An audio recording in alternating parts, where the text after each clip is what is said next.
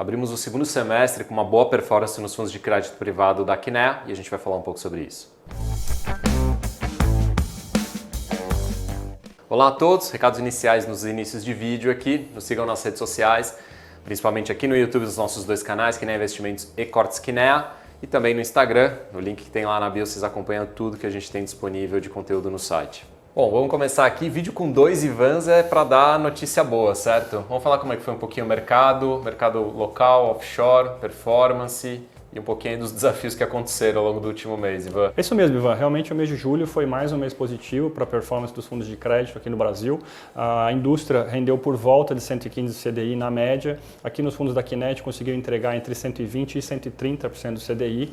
Foi um mês em que os spreads em geral fecharam na indústria.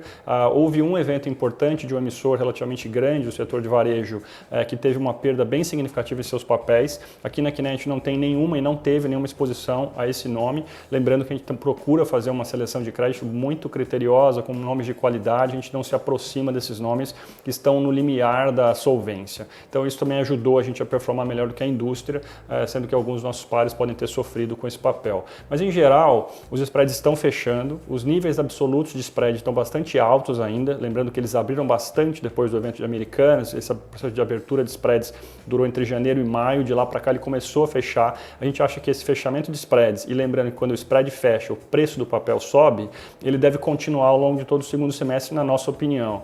Isso porque, de novo, os níveis absolutos de spreads estão bastante interessantes. A nossa carteira hoje, por exemplo, que é uma carteira de alta qualidade, tem um carrego na casa de CDI mais 2,5 a CDI mais 2,75. Então isso atrai investidores para a classe de ativos.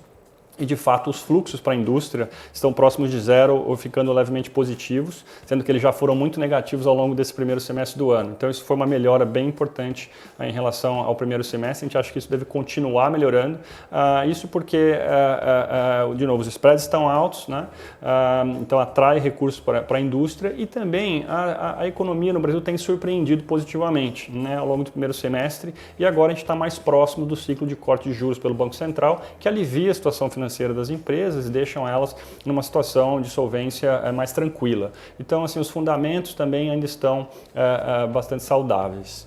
Bacana, Ivan. A gente sempre fala a respeito de abertura ou fechamento dos spreads e o quanto que isso mexe no preço dos papéis. O que o Ivan coloca aqui há alguns meses é que assim, o fato de que os spreads eles têm tendência, né, para serem menores, para caírem, isso faz os papéis se valorizarem.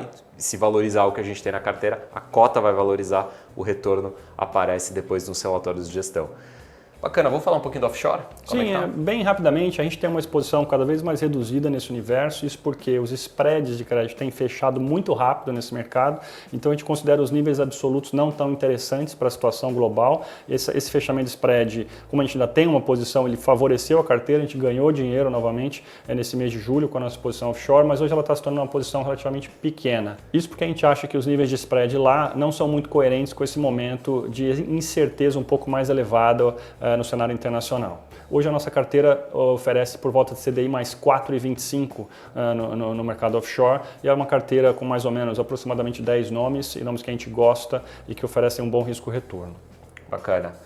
Tudo que a gente fala aqui de uma forma sempre rápida e breve está disponível nas cartas de gestão com bastante detalhe, que estão no nosso site, mas como eu sempre digo, dá para acessar essas cartas de gestão através do Instagram, no link que tem na bio. Aqui a gente retratou o comportamento dos nossos produtos de crédito privado, como Kinea Andes e a sua versão de previdência, Kinea Alpes Prev e também o Kinea Oportunidade.